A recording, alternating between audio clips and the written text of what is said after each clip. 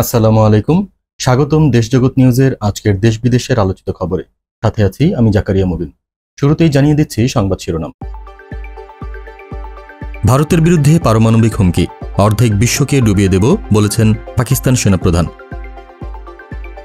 ইস্তাম্বুলে Israel বিরোধী আগুন ঝরা বিক্ষোভ, গাজার শিশুদের জন্য তুর্কিদের গর্জন। গাজায় ইসরায়েলি হামলায় আল জাজিরার 5 সাংবাদিক নিহত, শেষ বার্তায় কি লিখে গিয়েছিলেন আনাস আল শরীফ।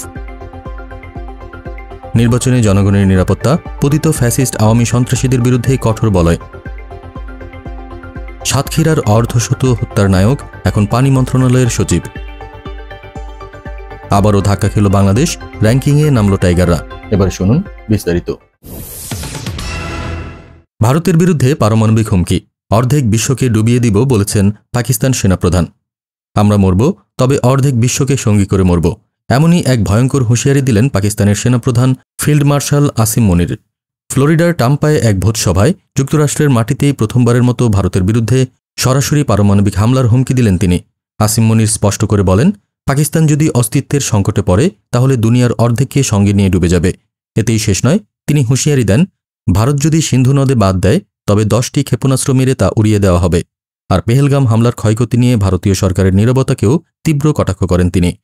মজার বিষয়, এই বিস্ফোরক বক্তব্য এসেছে মার্কিন মাটিতে, যেখানে পাকিস্তানের প্রধানমন্ত্রীও আমন্ত্রিত নন, কিন্তু সেনাপ্রধান দ্বিতীয়বারের মতো সফর করছেন।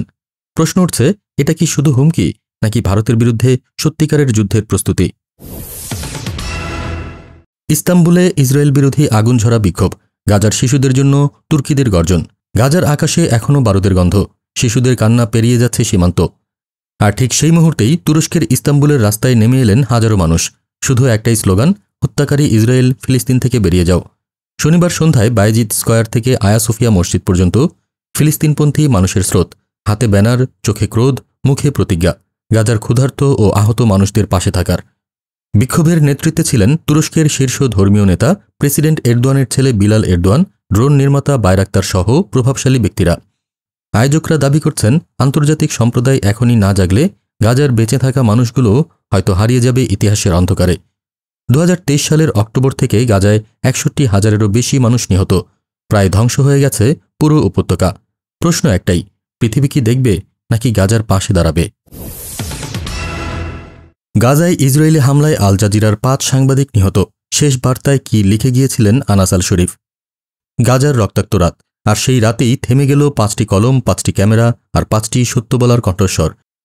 আল জাজিরার সাহসী সাংবাদিক আনাস আল শরীফ মৃত্যুর কয়েক মুহূর্ত আগেই লিখে গিয়েছিলেন নিজের শেষ বার্তা। বার্তায় ছিল যুদ্ধের নির্মমতা, হারানোর বেদনা আর সত্য বলার দৃঢ় শপথ। রবিবার রাতে আল শিফা হাসপাতালের গেটে ইসরায়েলি হামলায় তিনি ও তার 4 সহকর্মী মুহূর্তেই প্রাণ হারান। তাদের অবস্থান ছিল হাসপাতালের পাশে একটি তাঁবুতে। হঠাৎ আকাশ থেকে নেমে আসে আগুনের গোলা, বিস্ফোরণে কেঁপে ওঠে চারপাশ, থেমে যায় জীবনের স্পন্দন। আনাস লিখেছিলেন, আমি প্রতিটি যন্ত্রণা দেখেছি, প্রতিটি ক্ষতি অনুভব করেছি, তবুও সত্য বলা থামায়নি। স্ত্রী বায়ান, ছেলে সালাহ, মেয়ে শামের কথা ভেবে বলেছিলেন, হয়তো তাদের আর বড় হতে দেখতে পাবেন না। আর কয়েক ঘন্টার মধ্যেই সেই শঙ্কা সত্যি হল। আল জাজিরা বলছে, এটি শুধু সাংবাদিকদের হত্যা নয়, সত্য বলার অধিকারকেও হত্যা। প্রশ্ন হল, সত্যের কণ্ঠরোধ করে কি থামানো যাবে ফিলিস্তিনের গল্প? নির্বাচনে জনগণের নিরাপত্তা, পতিত ফ্যাসিস্ট আওয়ামী সন্ত্রাসীদের বিরুদ্ধে কঠোর বলয়। আগামী ফেব্রুয়ারিতে ত্রয়োদশ জাতীয় সংসদ নির্বাচন। পতিত ফ্যাসিস্ট আওয়ামী লীগের চলছে নানামুখী ষড়যন্ত্র, কিন্তু এইবার সরকার ও নির্বাচন কমিশন কিছুটা হলেও একগুচ্ছ পরিকল্পনা নিয়েছে। 80,000 সেনা সদস্য, পুলিশ, র্যাব, বিজিবি ও আনসার সবাই মাঠে থাকবে, যেন কেউ নিরীহ ভোটারদের ভয় দেখাতে না পারে, ভোটকেন্দ্রে কোনো অপ্রীতিকর ঘটনা না ঘটে। প্রতিটি ভোটকেন্দ্রে থাকবে অস্ত্রধারী আনসার সদস্য। প্রায় 9 লাখ ভোটকর্মী আগেভাগেই প্রশিক্ষণ নিয়েছে, তারা দায়িত্বে থাকবে ভোটগ্রহণ সুষ্ঠু ও স্বচ্ছ করার জন্য। সরকার দাবি করছে, এবার ভোট হবে শান্তিপূর্ণ, নিরপেক্ষ এবং নিরাপদ।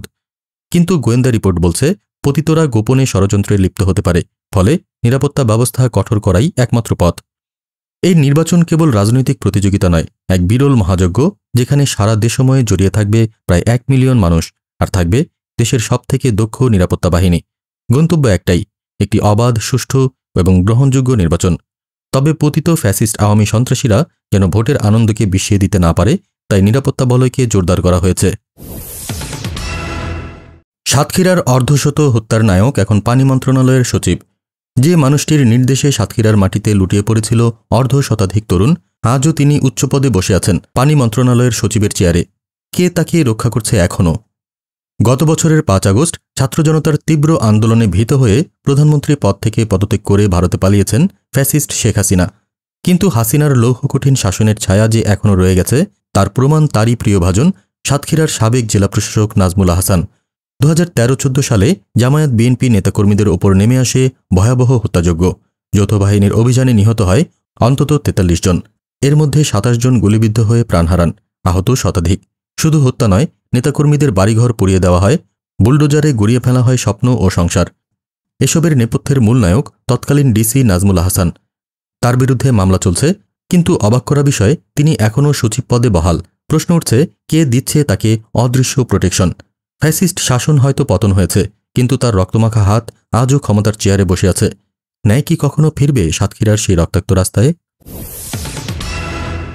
আবারও ধাক্কা খেল বাংলাদেশ, র্যাঙ্কিংয়ে নামল টাইগাররা। বাংলাদেশ ক্রিকেটে আবারও দুঃসংবাদ। মাত্র কিছুদিন আগে শ্রীলঙ্কাকে হারিয়ে যে র্যাঙ্কিং উন্নতি হয়েছিল তা কি আবার হারিয়ে ফেলল টাইগাররা? গত মে মাসে 2 দশকের মধ্যে প্রথমবারের মতো ওয়ানডে র্যাঙ্কিংয়ের 10 নম্বরে নেমে গিয়েছিল বাংলাদেশ। পরে লঙ্কানদের বিপক্ষে একটি জয় এনে দিয়েছিল এক ধাপ এগিয়ে 9 নম্বরে ফেরা। কিন্তু সুখ বেশি দিন টিকল না, কারণ এবার ফের নিচে নেমে গেছে টাইগাররা। র্যাঙ্কিংয়ের এই ধাক্কার পেছনে রয়েছে অন্য ম্যাচের ফলাফল। পাকিস্তানকে হারিয়ে ওয়েস্ট ইন্ডিজ 78 পয়েন্টে উঠে গেছে 9 নম্বরে, আর বাংলাদেশ আবার ঠেকে গেছে 10-এ। শেষ ম্যাচে হেরেও তারা আমাদের থেকে এগিয়ে থাকবে। এর মানে আসন্ন ওয়ানডে বিশ্বকাপের সরাসরি কোয়ালিফিকেশনে চাপ বেড়ে গেল বাংলাদেশের ওপর, কারণ সেরা 8 দলের মধ্যেই থাকতে হবে সরাসরি বিশ্বকাপে খেলতে হলে। প্রশ্ন এখন একটাই, টাইগাররা কি ঘুরে দাঁড়াতে পারবে, নাকি বিশ্বকাপের টিকিটের জন্য লড়তে হবে বাছাই পর্বে? আজ এখানেই শেষ করছি। সবাই ভালো থাকুন, সুস্থ থাকুন, আর দেখতে থাকুন দেশজগৎ নিউজ। চ্যানেলটি ভালো লাগলে সাবস্ক্রাইব করুন আর সংযুক্ত থাকুন আমাদের ফেসবুক পেজে। ধন্যবাদ।